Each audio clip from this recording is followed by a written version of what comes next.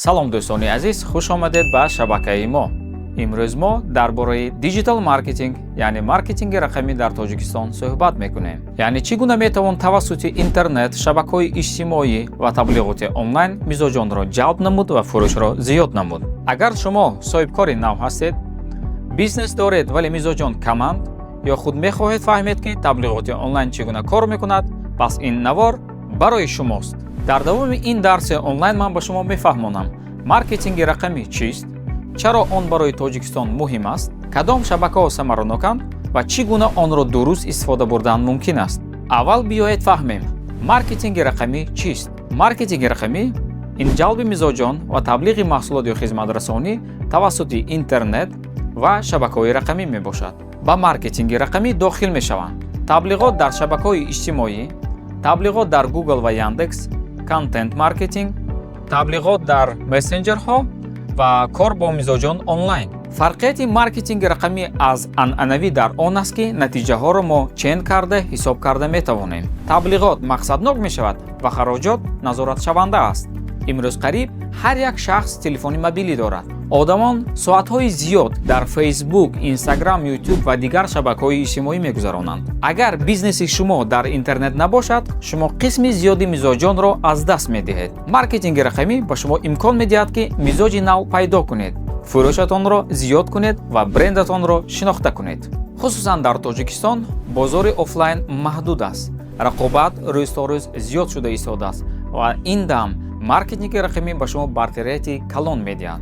акнун биёед шабакаҳои асосиро баррасӣ мекунем. аввал шабакаҳои иҷтимоӣ. Instagram, Facebook, YouTube, TikTok шабакаҳои асосӣ мебошанд. дар ин ҷо хеле муҳим аст шумо бояд контенти ҷолиб дошта бошед, мунтазам нашр кунед ва бо обуначиён муошират кунед. дуюм, таблиғот яъне рекламаи пулакӣ.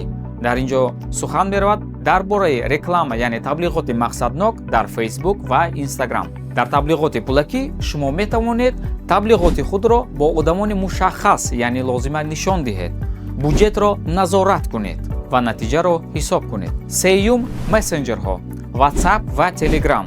ин мессенҷерҳои асосӣ хеле машҳур ҳастанд ва аз тарафи одамон бисёртар истифода бурда мешаванд. дар ин ҷо шумо метавонед бо мизоҷони худ мустақим кор кунед, паёмҳои таблиғотӣ фиристонед ва фурӯшро зиёд кунед. яке аз муҳимтарин қисмҳо ин сохтани контент мебошад.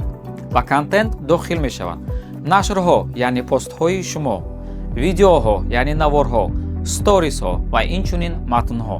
контенти хуб бояд содда бошад, фоидаовар бошад ва мушкилоти мизоҷро ҳал намояд. дар Тоҷикистон одамон бештар ба наворҳои кӯтоҳ, мисолҳои воқеӣ ва сухани ростқавлона бисёртар эътимод доранд. контент эҷод кардан ин маънои асосии фурӯшро надорад, аммо бо ёрии он мизоҷон ба шумо боварӣ пайдо мекунанд, номи шуморо машҳуртар мешиносанд.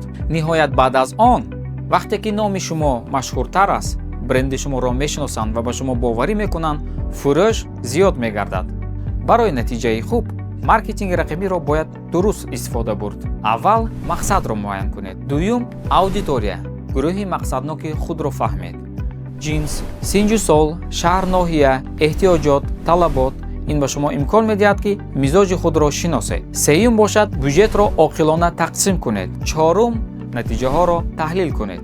яке аз хатогиҳои маъмуле ки соҳибкорони нав яъне стартаперҳо ба он роҳ медиҳанд, ин пулро бенақша ва бетаҳлил сарф кардан аст. маркетинги рақамӣ ин ҳамеша таҳлил ва озмоиш аст. боз дигар хатогиҳои маъмул дар маркетинги рақамӣ: таблиғот бе стратегия, контенти бесифат, интизории зуд ва сарфи назар кардани фикри мизоҷон. саросима нашавед. маркетинги рақамӣ вақт талаб мекунад, аммо натиҷааш устувор аст. маркетинги рақамӣ дар Тоҷикистон зарурат аст, на интихоб. он бошад бизнеси шумо, тиҷорати шуморо калон мекунад ва рақобатпазир месозад. агар хоҳед пеш равед, имрӯз оғоз кунед, таҷриба кунед, аз хатогиҳон натарсед. пас аз таҳлил ва таҷриба кардани якчанд гипотезаҳо, якчанд вариантҳо, пас шумо муваффақ мегардед. таблиғоти рақамӣ дар Тоҷикистон дар чунин самтҳо бештар истифода бурда мешаванд. таблиғот дар Facebook ва Instagram, таблиғот дар YouTube ва таблиғот тавассути блогерҳо. фарқият ё бартарияти асосӣ дар он аст ки шумо метавонед бинед ки чанд нафар, чанд мизоҷ таблиғоти шуморо диданд ва чанд нафар харид карданд. дар куҷо? шумо мумкин савол диҳед, дар куҷо реклама яъне таблиғ додан беҳтар аст? дар Тоҷикистон шабакаи Instagram ҷойи аввалро мегирад. Instagram барои либос, хизматрасониҳо, дорухонаҳо, курсҳои омӯзишӣ хеле самаранок аст. Шабакаи YouTube бошад, бештар барои омӯзиш, брендсозӣ ва боварсозӣ ёрӣ медиҳад. яке аз хатогии калоне ки соҳибкорони нав ёки стартаперон ба роҳ медиҳанд, ин дар ҳама ҷо реклама кардан. ман ба шумо тавсия медиҳам, беҳтар шумо як платформа, як мақсад ва як паёмро интихоб кунед. кадом намуди таблиғот таблиғоти муваффақ яъне дуруст ҳисобида мешавад? таблиғот бояд равшан бошад, мушкилоти мизоҷонро нишон диҳад ва даъват ба амал дошта бошад. Call to action. ман ба шумо мисол мебиёрам. дар таблиғотҳо истифода бурдани мо беҳтаринем хато аст. на мо беҳтаринем, балки мо ин мушкилиро барои шумо ҳал менамоем. таблиғоти рақамӣ ин як восита аст, на мӯъҷиза. агар дуруст истифода шавад, фурӯш зиёд мегардад. агар шумо дар шабакаҳои иҷтимоӣ бисёртар нашр мегузоред, вале лайкҳо ва фурӯшҳо кам ҳастанд, муаммо дар контент мебошад. бисёри одамон фикр мекунанд ки контент танҳо барои фурӯш аст, лекин хато аст. контент ин барои пайдо намудани боварӣ аст. вақте ки мизоҷон ба шумо бовар мекунанд, баъд аз он фурӯш пайдо мешавад. якчанд тавсияҳо аз тарафи ман барои шумоён. дар Тоҷикистон бисёртар хуб кор мекунад. наворҳои зинда, суханҳои оддӣ, мисолҳои воқеӣ ва чеҳраи шахс. бале, чеҳраи шахс. одамон ба бренд не, ба одам боварӣ мекунанд. якчанд намудҳо яъне навъҳои контент аст: омӯзишӣ, иттилоотӣ, фурӯшӣ ва шахсӣ. агар дар саҳифаи шумо контент танҳо фурӯшӣ бошад, аудиторияи шумо хаста мешавад. барои ҳамин бояд тавозунро риоя намуд. хулосабандӣ мекунем. контенти хуб бояд ростқавл бошад, мунтазам нашр гардад, шавқовар бошад ва фоидаовар бошад. иловатан мехостам дар бораи таргет ба шумо маълумот диҳам.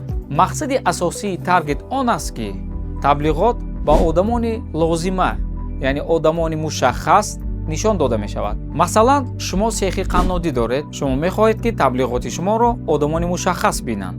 вақте ки шумо таргет сар медиҳед, ин таблиғот ба одамони мушаххас нишон дода мешаванд. ҷавонони аз 20 то 35 сола, шахсоне ки пухтупазро дӯст медоранд ёки бисёртар тамошо мекунанд. яъне ба ҳамин гурӯҳи мақсаднок таблиғоти шумо нишон дода мешавад. танзими дурусти таргетинг бояд якчанд қоидаҳоро шумо риоя кунед. муҳим аст ки шумо албатта донед ки ба куҷо, ба кадом шаҳр ёки ноҳия таблиғоти шумо нишон дода шавад. синҷу сол, манфиатҳо, хоҳишҳо, эҳтиёҷоти мизоҷи шумо, шавқмандӣ яъне интерес. яке аз хатогиҳо дар ин марҳила ин аудиторияи хеле калонро интихоб кардан. бисёри соҳибкорон фикр мекунанд ки вақте ки соҳибкории навро оғоз мекунанд, фикр мекунанд ки бюджети хеле калон лозим аст. шумо оғоз кунед аз бюджети хурд. якчанд гипотеза, якчанд намуди таблиғотро санҷед, таҳлил кунед, кадомаш ба шумо кор мебиёрад, кадомаш ба шумо фурӯш мебиёрад ва онро истифода баред. якчанд намуди таблиғотҳоро санҷед, натиҷаҳоро бинед ва баъд аз он фикр кунед кадомаш ба шумо беҳтар аст. формулаи асосӣ таргет баробари санҷиш ва таҳлил аст. бале, як чизро фаромӯш накунед. таргетинг бе контенти хуб кор намекунад. агар контенти шумо хуб бошад, фурӯш ҳам зиёд мешавад. ташаккури зиёд. ба кори шумо муваффақият.